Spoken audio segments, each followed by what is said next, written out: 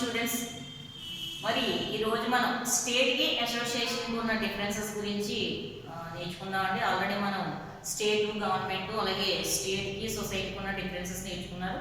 ఈరోజు చాలా simple differences ఉన్నాయండి. ఇందులోని మనం చాలా తేలిగ్గా కూడా అర్థమవుతాయి, చాలా ఈజీగా ఉంటుంది చూడడానికి, చదువుకోవడానికి కూడా.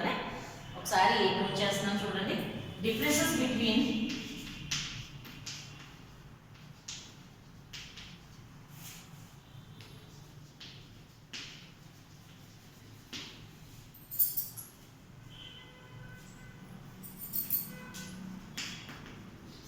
State and association.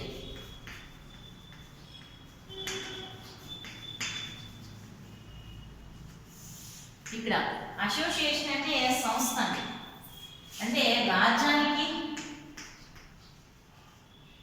అలాగే సంస్థకి మధ్యలో భేదాలండి.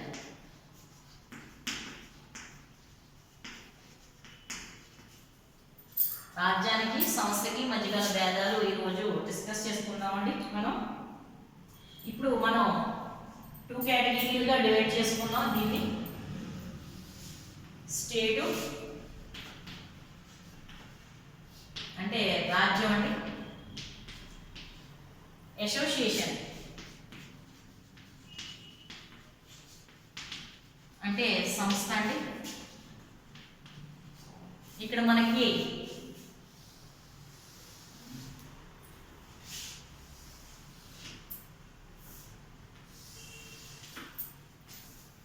డిఫరెన్సెస్ రాసుకునేటప్పుడు బోర్డు మనం 2 కేటగిరీగా డివైడ్ చేసుకోవాలని.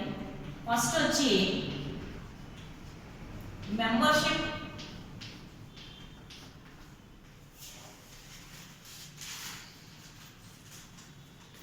ఈజ్ ఏ స్టేట్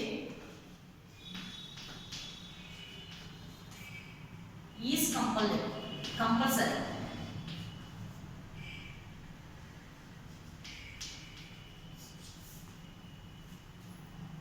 అంటే ఇక్కడ మెంబర్షిప్ అనేది స్టేట్ కి కంపల్సరీ అంటారు. మన అసోసియేషన్ కండి ఒకసారి చూద్దాం. మెంబర్షిప్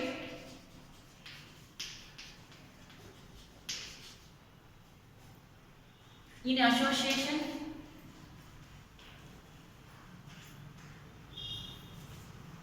ఇన్ ఏ స్టేట్ అండి. మెంబర్షిప్ in association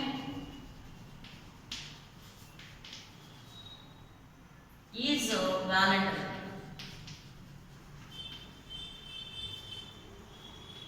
ఇక్కడ ఒకసారి చూడండి, మెంబర్షిప్ అనేది స్టేట్ లో కంపల్సరీ అంటే కంపల్సరీగా మనకి స్టేట్ లో మెంబర్షిప్ ఉండాలి. అంటే ఒక దేశంలోని కంపల్సరీగా మనకి సిటిజన్షిప్ ఉంటుంది కదండి, అదేనండి మన దేశ పౌరులు అని ఏం చెప్పుద్దండి, మెంబర్షిప్ చెప్తుందండి. సో స్టేట్ యొక్క మెంబర్షిప్ అనేది కంపల్సరీగా ఉండాలి, ప్రతి ఒక్క పౌరుడికి ఉండాలండి. అయితే ఇక్కడ ఒక సంస్థలో మనం జాయిన్ అవ్వాలా లేదా అనేది మన యొక్క వాలంటరీ, అంటే మన యొక్క అభిష్టం మేరకు దాంట్లో మనం మెంబర్షిప్ పొందొచ్చు లేదా పొందకపోవచ్చు అండి. ఇది మన దేని మీద ఆధారపడి ఉంటుంది అంటాడో, వాలంటరీ మీద ఆధారపడి ఉంటుంది. అంటే మన యొక్క అభిష్టం మీద ఇది ఆధారపడి ఉంటుందని చెప్తున్నాడండి. ఇంకా సెకండ్ వన్ వచ్చేటప్పటికి state is a geographical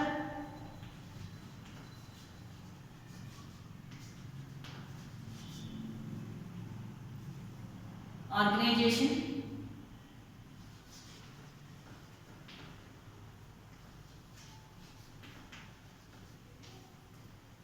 it has different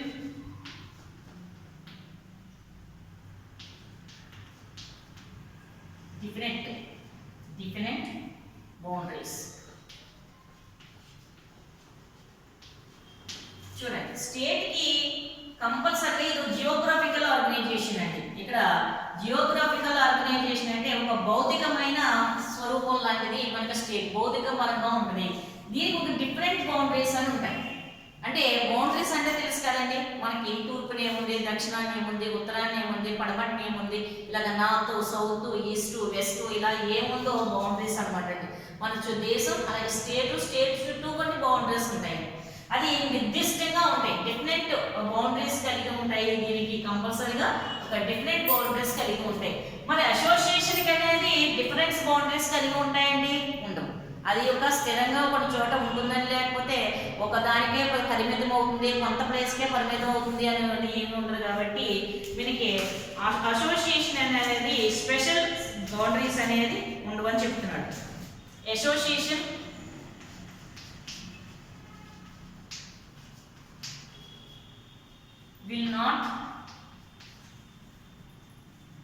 will not have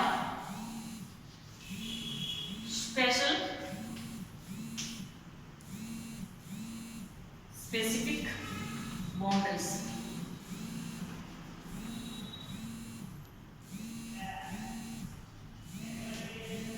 అంటే దీనికి స్పెసిఫిక్ బౌండరీస్ అంటూ ఏమీ ఉండవు.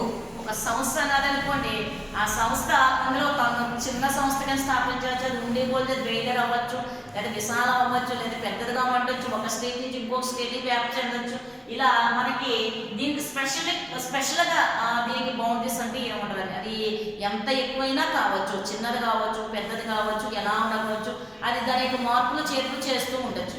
అయితే మరి ఒక స్టేట్ మాత్రం కంపల్సరీగా స్పెషల్ బౌండరీస్, స్పెసిఫిక్ బౌండరీస్ అనేవి కంపల్సరీగా ఉంటాయండి. నెక్స్ట్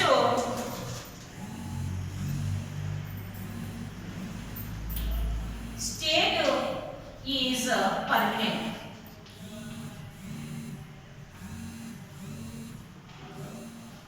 అంటే స్టేట్ అనేది పర్మనెంట్ గా ఉంటుంది, అంటే అక్కడే ఉంటుంది. మరి అసోసియేషన్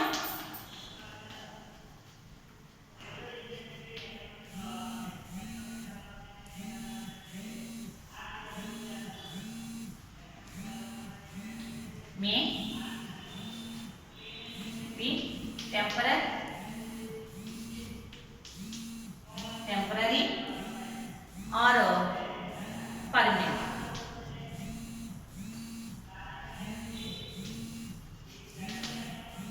ఇక్కడ టెంపరరీ ఆర్ పర్మనెంట్ అని చెప్పి state is a permanent organisation అండి. ఇది పర్మనెంట్ గా ఉంటుంది స్టేట్. మరి అసోసియేషన్ అనేది టెంపరీగా ఉండొచ్చు, పర్మనెంట్ గా ఉండదు, మనం చెప్పలేము. ఒక అసోసియేషన్ ఒక సంస్థ ఏర్పాటు చేసినప్పుడు అది ఫ్యూచర్లో ఉండదో ఉండదో అనేది మనం ఎలా చెప్తామండి, చెప్పలేము. కాబట్టి ఏమన్నాడు, మేబీ టెంపరీ అయ్యి ఉండొచ్చు, లేదా పర్మనెంట్ అయ్యి ఉండొచ్చు. అది టెంపరీగా అది కొన్నాళ్ళు ఉండి అది రద్దు అయిపోవచ్చు, లేదా పర్మనెంట్గా ఉండొచ్చు. మన ఫ్యూచర్లో దాని జరిగే దాని గురించి చెప్పలేము. కాబట్టి ఇప్పుడు అసోసియేషన్ గురించి అది పూర్తిగా టెంపరీ కానీ లేకపోతే అది పూర్తిగా పర్మనెంట్ అని మనం డిసైడ్ చేయలేమని చెప్తున్నాడు. ఇది మనకి ఒకసారి చూడండి. ఇక్కడ మెంబర్షిప్ అనేది ఇందులో కంపల్సరీ, ఇందులో మెంబర్షిప్ వాలంటరీ. దీనికి జియోగ్రాఫికల్ బౌండరీస్ కలిగి ఉంటుంది స్టేటు. దీనికి జియోగ్రాఫికల్ బౌండరీస్ అని స్పెసిఫిక్ బౌండరీస్ అని ఏమి ఉండవు. ఇది స్టేట్ అనేది పర్మనెంట్ గా ఉంటుంది, అసోసియేషన్ అనేది టెంపరీగా ఉండొచ్చు లేదా పర్మనెంట్ గా ఉండొచ్చు. సో ఇది మనకి డిఫరెన్సెస్ అండి. నెక్స్ట్ డిఫరెంట్ నోట్ చేసుకుందాం.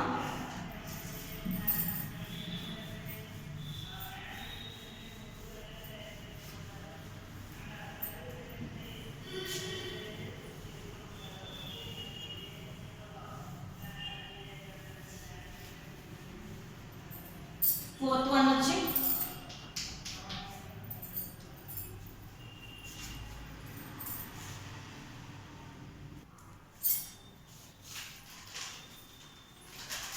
మరి state is a sovereign body అన్నాడు. స్టేట్ ఈజ్ ఏ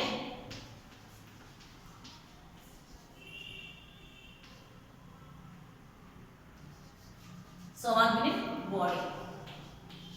మరి సోవరీన్ బాడీ అంటే సార్వభౌమాధికారం ఉంది స్టేట్ కి అంటాడు. సోవరీన్ అంటే ఏంటి, సార్వభౌమాధికారం. సోవరీనిటీ అంటే సార్వభౌమాధికారం. మరి స్టేట్ కి సార్వభౌమాధికారం ఉంది కాబట్టి ఇది స్టేట్ అనేది ఒక సోవరీన్ బాడీ అని చెప్తున్నాడు. మరి అసోసియేషన్ అనేది ల్యాక్ సోవరీనిటీ, దీనికి అసలు సోవరీనిటీ అనేది లేదండి. అసోసియేషన్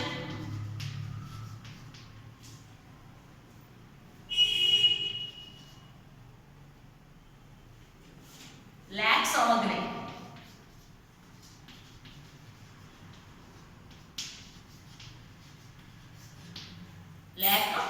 సోవగ్నిటీ. సోవగ్నిటీ అంటే సార్వభౌమాధికారం అండి.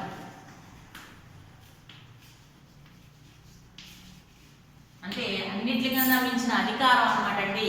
దీనికి స్టేట్కి సార్వభౌమాధికారం ఉంటుందండి, మరి అసోసియేషన్కి సార్వభౌమాధికారం అనేది ఉండదన్నమాట అండి. Next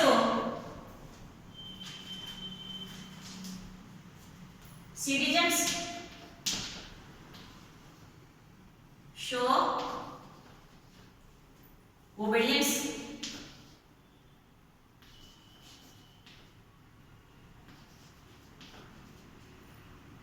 to one state at a time. They enjoy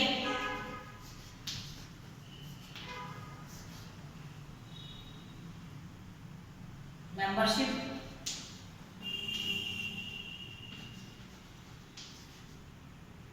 only in one state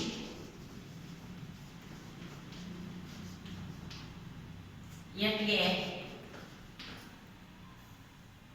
particular time.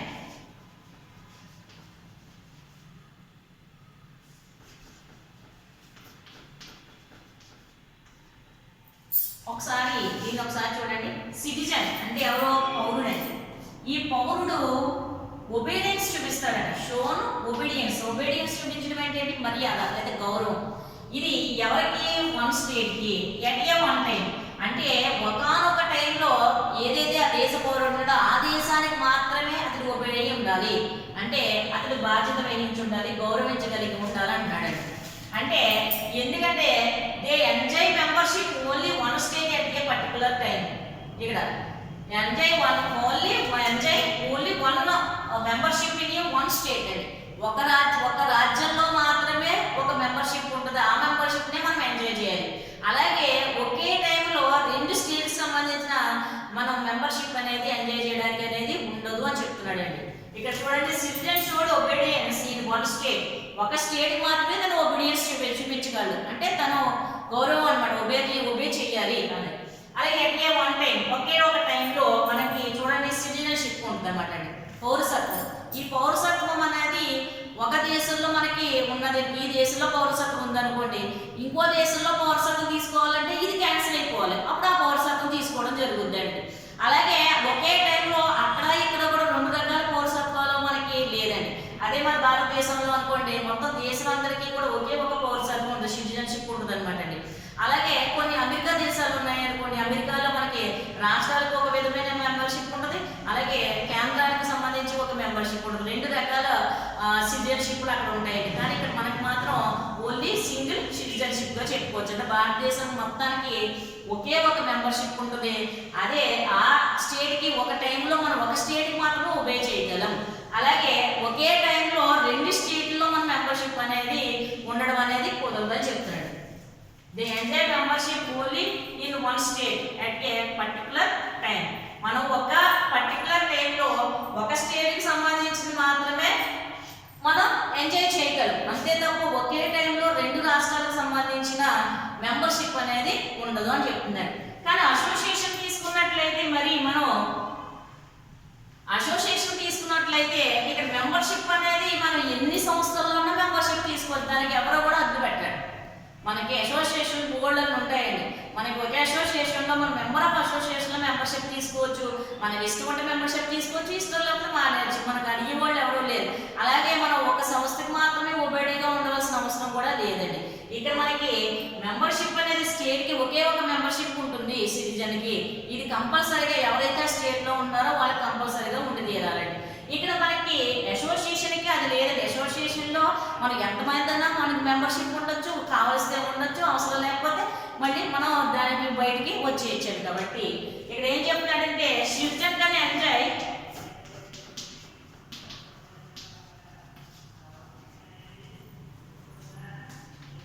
join in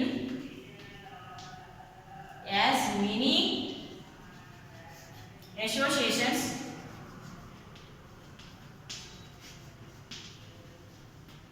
as they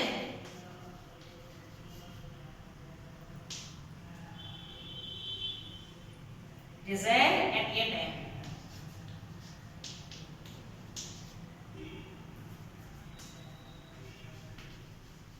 అంటే ఇక్కడ citizen can enjoy mini association, ఎక్కువ అసోసియేషన్లో తన యొక్క మెంబర్షిప్ అనేది ఉండొచ్చు, జాయిన్ అవ్వచ్చు. అలాగే దానికి ఒకే టైంలో మనకి 2-3 అసోసియేషన్లో కానీ అంతకంటే ఎక్కువ అసోసియేషన్లో కానీ మనం దాని యొక్క మెంబర్షిప్ మనం ఎంజాయ్ చేయొచ్చు అని చెప్పేసి చెప్తున్నాడు. దీనికి ఉన్న డిఫరెన్స్ అది. స్టేట్ ఒకటే ఉంటుంది, దాంట్లో మెంబర్షిప్ కూడా ఒకటే ఉంటుంది. మనకి కంపల్సరీగా పుట్టగానే మనకు వచ్చేది ఏంటండి, మన భారతదేశ పౌరసత్వం వస్తుంది. కాబట్టి ఈ మెంబర్షిప్ అని ఇది మనకి ఆటోమేటిక్గా వచ్చేస్తుందండి. అయితే ఇక్కడ అసోసియేషన్లో కావాల్సిన వాళ్ళకి మాత్రమే మెంబర్షిప్ ఉంటుంది. మనకి ఎవరికి ఇష్టమైతే వాళ్ళు అందరూ మెంబర్షిప్ తీసుకోవచ్చు. ఒకటి కంటే ఎక్కువ కానీ అసోసియేషన్ మనం మెంబర్షిప్ సాధించవచ్చు. అలాగే ఒకే టైంలో 2-3 అసోసియేషన్లు మనం మెంబర్షిప్ అనేది ఎంజాయ్ చేయొచ్చు అని చెప్పేసి చెప్తున్నాడు అనమాట అండి. ఇక్కడ మనకి మెంబర్షిప్ అనేది ఒక దేశంలో మెంబర్షిప్ మనకి ఇంకొక దేశానికి కావాలంటే, అంటే ఇంకొక స్టేట్ కావాలనుకుంటే ఇక్కడ మన మెంబర్షిప్ని అంటే ఎక్కడైతే ఏదైతే ఉందో సిటిజన్షిప్ దాన్ని క్యాన్సిల్ చేసుకుని అక్కడ ఆ దేశానికి మెంబర్షిప్ అనేది సిటిజన్షిప్ అనేది తీసుకోవాల్సిన అవసరం ఉంటుందండి. నెక్స్ట్ 6th వన్ ఏంటంటే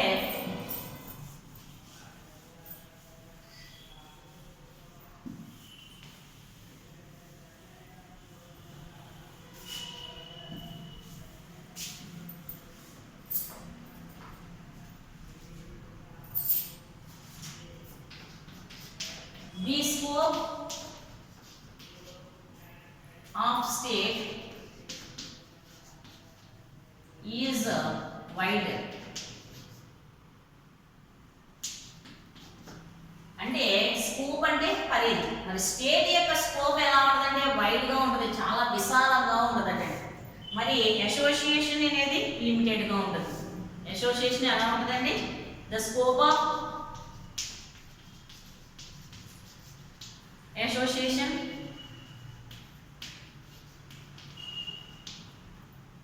is limited. లిమిటెడ్ అంటే పరిమితంగా ఉంటుంది. ఇదేమో వైడ్ అండి. వైడ్ అంటే చాలా ఎక్కువగా ఉంటుంది, విశాలంగా ఉంటుందని చెప్పచ్చు. మరి దీని యొక్క స్కోప్ అంటే దీని యొక్క పరిధి, అసోసియేషన్ యొక్క పరిధి ఎలా ఉంటుంది, లిమిటెడ్గా ఉంటుందని చెప్పచ్చండి. ఇవి మనం 3 రకాల డిఫరెన్సెస్ని ఇచ్చుకున్నామండి. మనకి స్టేట్కి, సొసైటీకి, స్టేట్కి, గవర్నమెంట్కి, స్టేట్కి, అసోసియేషన్కి అండి. మోస్ట్ ఇంపార్టెంట్ ఈ మూడింటిలోనే మనకి కంపల్సరీగా ఒక 5 మార్క్స్ వచ్చి పబ్లిక్లో వస్తుందండి.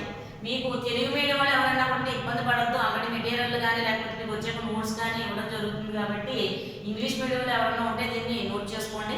తెలుగు మీడియం వాళ్ళు చెప్పినప్పుడు మీకు ఏమైనా రాయాలనిపిస్తే రన్నింగ్ నోట్స్ నోట్ చేసుకోండి. Okay, thank you so much.